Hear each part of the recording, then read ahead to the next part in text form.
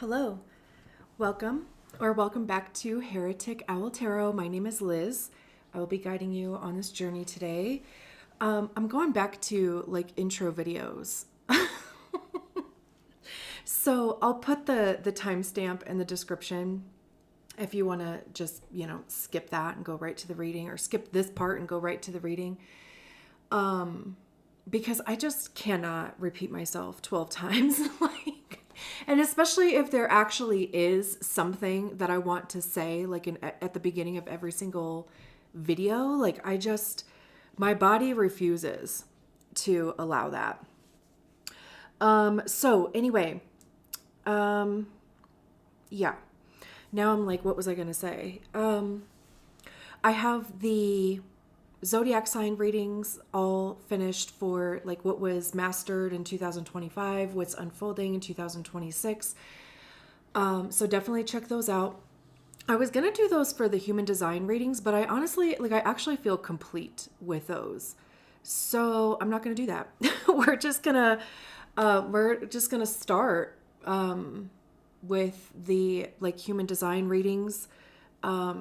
Just keep it pushing, keep it moving forward. I guess it would be kind of ish for January. I don't necessarily do like monthly readings, but whenever you're seeing this, that's when it is for, What else? I do have a special, or like a new offering. It's 333 reading. It's $3.33. It's a 2-card pull. The first card is the door, or like the obstacle, the opportunity, the thing that you are coming up to. And then the other card, the second card, is the key, which is advice, or what's on the other side of that, or what, what's the purpose even maybe of that. It is a written reading. So, I shuffle the cards with your energy in mind.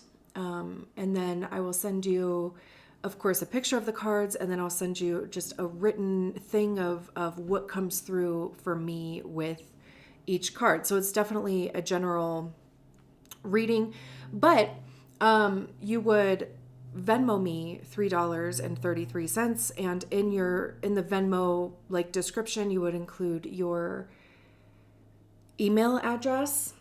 And then my intention is to get the reading back to you within 24 to 48 hours. It's not going to take that long most times. But that just gives me a good buffer if for some random reason it does take me that long. I don't know, but yeah. And of course, if you make if you make that transaction or whatever, private, then nobody else will see your email address. Just me. So hopefully that makes sense. There will be an explanation of that in the description as well. And yeah, I think that's it, right? That's really the only thing that I would really actually want to say in every single reading. I keep having this feeling like I just want to use some cards that have words on them. I mean, of course there's, words on the regular tarot too, right? It's like the name of the card, but I don't know. We're going to use the time oracle cards, I think. If you open your reading and it's not, I don't have this deck in there, it's because it didn't go the way that I thought it was going to go. And anyway, okay. I think that's it. Let's get into the readings. Great. So this is a reading for the 6-2 human design profile. The, role model hermit. If you don't know your human design profile, there is a link in the description for you to get your human design body graph. And of course, check out your zodiac sign readings if you haven't done so already. Let's see what's up with the 6-2s.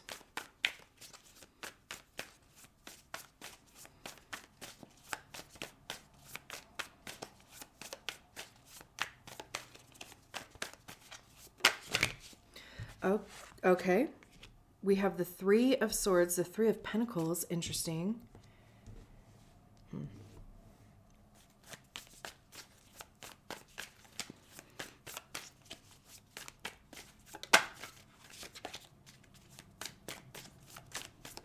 This feels like being like thwarted or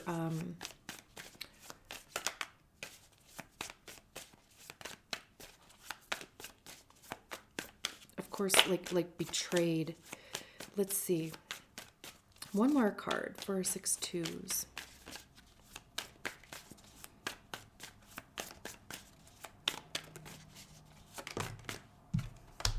Interesting. The Death card.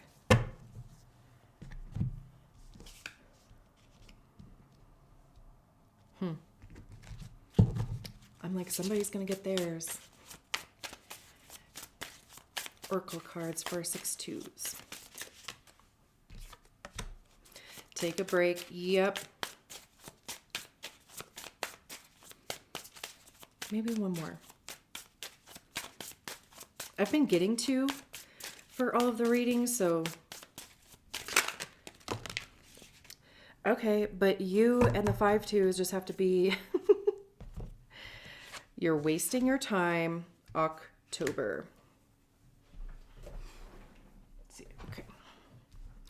I'm like, is it? Yeah, okay. It was 2:22 when I looked at the timer though, and it's 8:22 right now. So twos could be significant for you.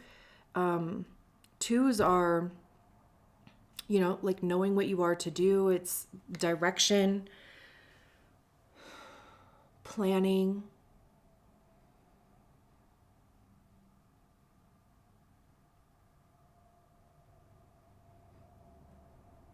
But we have 2 threes out here as well. And 3 is self-love.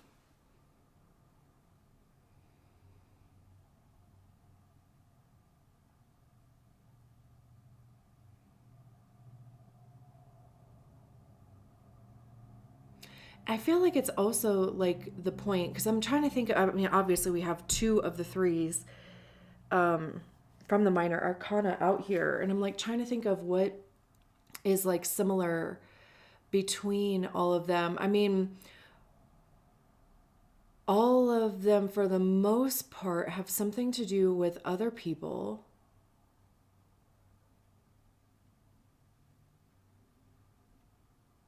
Moving forward.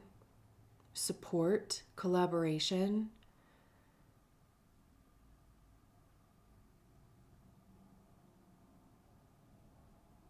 I think the 3 in the major arcana is the Empress,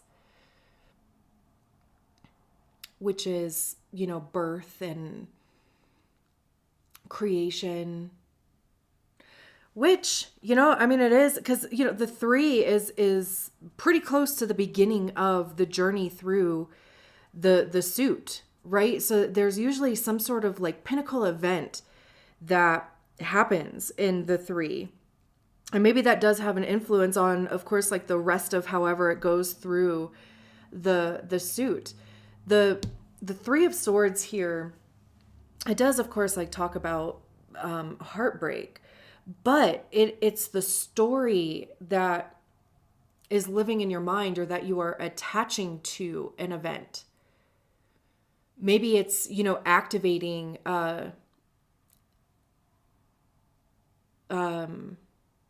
recurring theme. And, you know, that would have to do here with somebody else or like with a group or with, you know, peers, your friends, some sort of... I mean, you know, the 3 of Pentacles talks about collaboration. Generally, the three of Pentacles is, you know, there's one common goal, right? It's like group project energy. There's one common goal. Everybody has like their own job or their own like expertise or piece or part to handle in that. But all of that work is being done like towards the common goal. So with the 3 of Swords coming out first, like there was some sort of breakdown in that. maybe there was this feeling where, with it even being pentacles, it could have to do with work, it could have to do with your income, your health even. I mean, like practical relationships too. I mean, it could be, of course, a romantic relationship. It could be your friendships, because we do find like grounding and security in those. And even like any relationship that we have, right? Like we have a role in it, and the other person or the other people also have their own roles.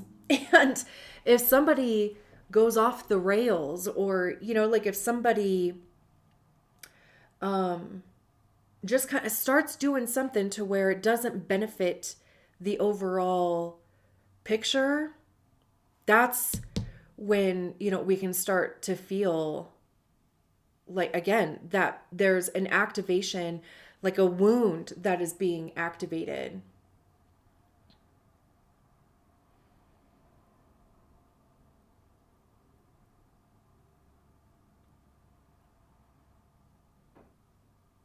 This could also, of course, like be a fear of not finding the right fit to something. Because like the more that I'm like sitting here with these cards, because like I said, like at first it was like, oh, it kind of feels like, maybe there was just something untoward, happening within a group.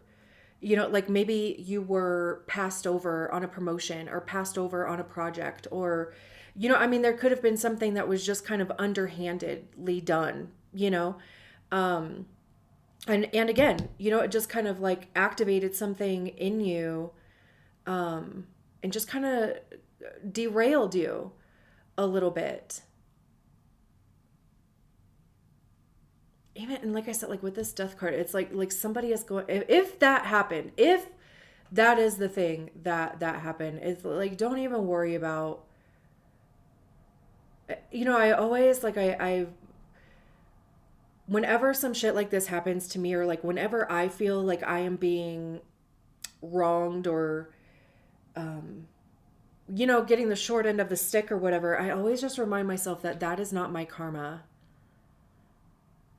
Like the outcome or the result, like whatever happens to them, like it is not my karma. And also, like, this isn't happening because it is my karma. Fuck that. I know I'm not, like a shitty person. I'm not perfect either. But, it's like, that's not the answer either. Also, even too, like, I always, like, especially in relationships, like, friendships or romantic relationships, I also always remember that my Saturn is in the fourth house in whole sign, and in the fifth house in Placidus, and it's also conjunct Pluto. So I'm like, yeah, they're gonna get theirs for fucking with me. So look to wherever your Saturn is. Like if your Saturn is in a money house, like, and I know I'm talking astrology here, because I don't know if it works like the same way with I mean, you could always like look at the gate that you have Saturn in and see, like what it says. But I don't know if it works the same like with human design, but look at what house you have Saturn in astrology.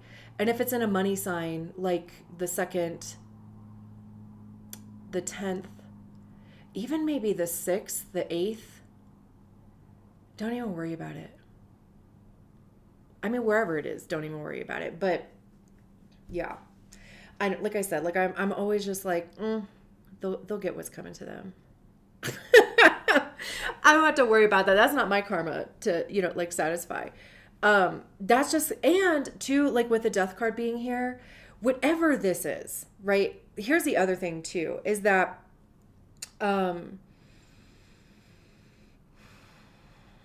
if something is clearly happened, it already happened, or it will, I hate to, be the bearer of bad news here, but there is something that has happened or will happen that will put you in the Three of Swords energy.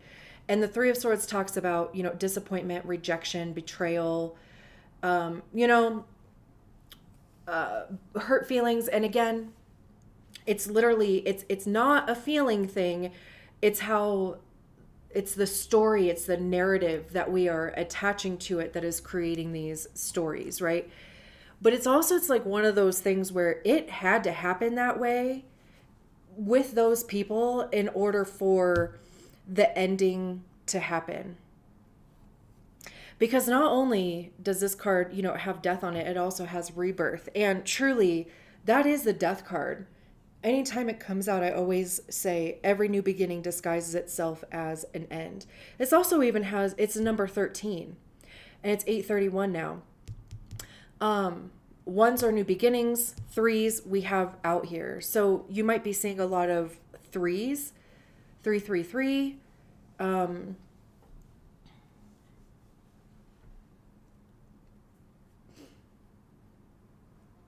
Changing direction. But anyway, right? Like something has to end in order for something new to begin. Like literally with the death card, both of those things have to happen. Like if something doesn't end, the new thing can't begin.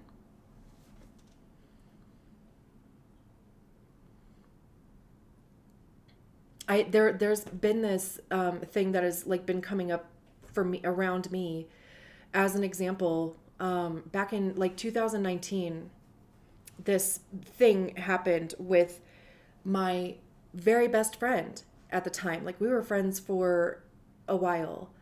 I I think wouldn't it be hilarious too if she's a 6'2"? I don't know, but it would also be hilarious if she watched this. But anyway, something happened with, like my very best friend at the time. And it was one of those type of events where it ended our friendship. And just recently it kind of came back around because I received word that she had made mention to a mutual friend that she would be willing to get over what happened in order to like possibly connect again.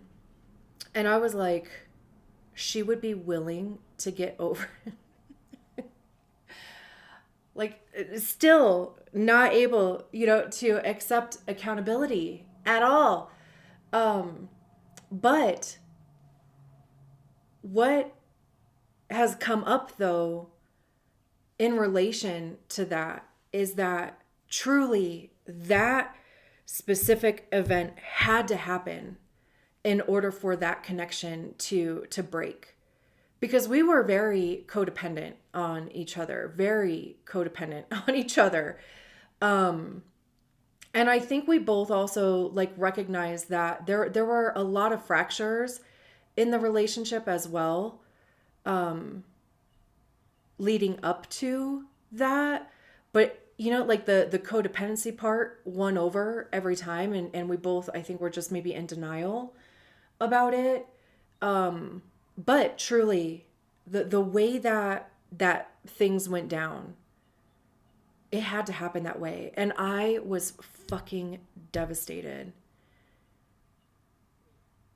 And it did trigger my abandonment wound. Like literally, my whole fucking body was in, survival. Like it was like just being totally taken over by that story, and then everything else fucking included with it. Not to mention also dealing with the loss of that dependency, like having to also grieve that. So, but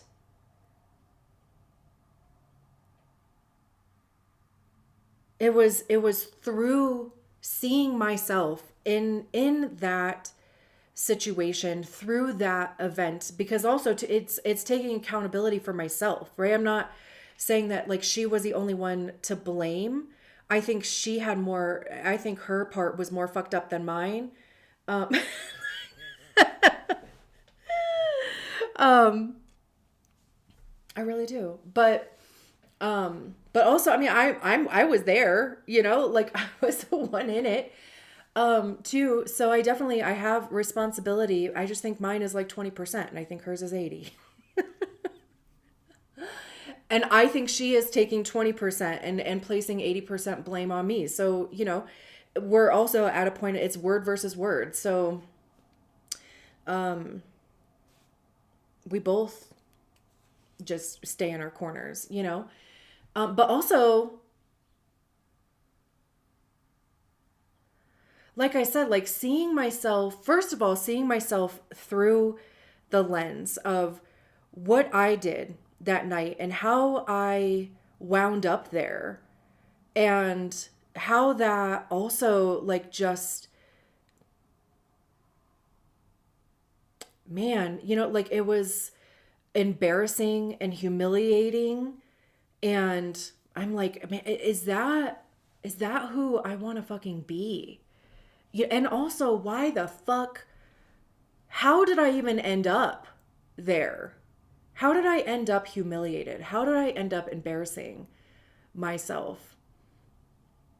And then at the same time being abandoned by, you know, like my very best friend at the time, you know, like the person that I was like codependent on. It was like literally, I mean, both sides of the thing, you know, fell down like at the same at the same time.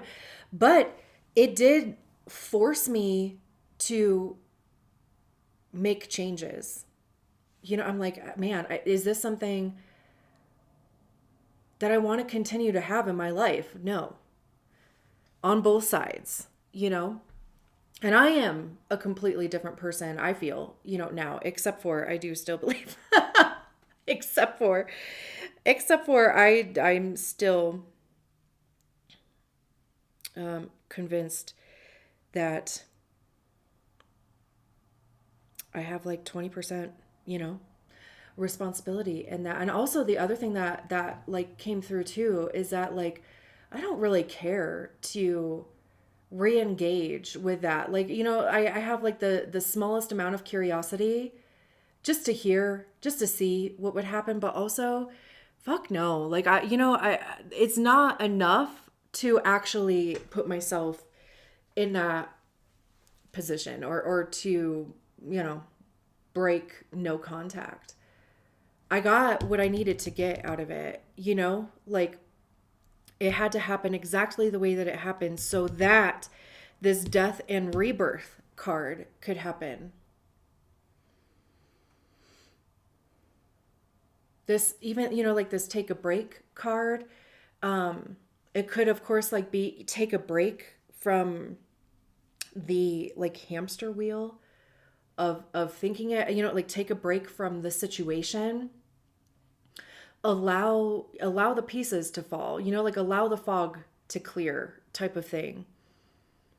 You know, I mean, they're journaling here. So, you know, maybe journaling is a thing.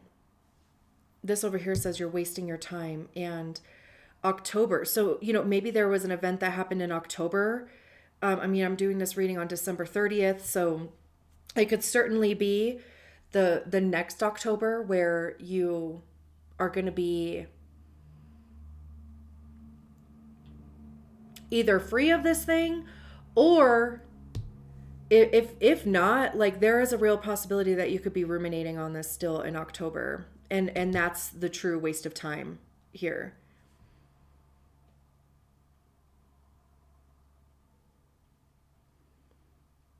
And also the waste of time would be keeping yourself in situations or in places, in jobs, in, you know, connections, or whatever that make you feel this way, that make you feel uncertain, make you feel, you know, like not taken care of and anxious, and that do activate triggers like in you, which I always feel like, if you get triggered, it's a great opportunity for you to look at that trigger again. Like, what is that trigger? Like, why am I being triggered by that? Is that story true or not? I think there's a lot of information to be found there. But if it's just like, if you are in situations where, you are just continuously being treated a certain way, and you're allowing it because that's been your story or that's been your experience, this whole thing is saying that you have the power and the control and the opportunity to take yourself out of that and to stop,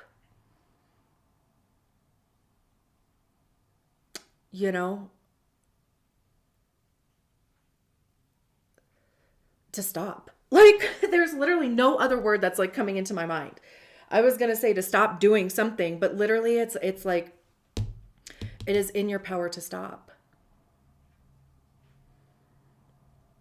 It's also in your power to change your story, to say, I don't fucking deserve this. Even if it is my fucking story, like, I do not deserve this. And you do not deserve it, whatever it is. You deserve good things. You deserve, for things to get better. Just by simply existing. Like, that's it, I'm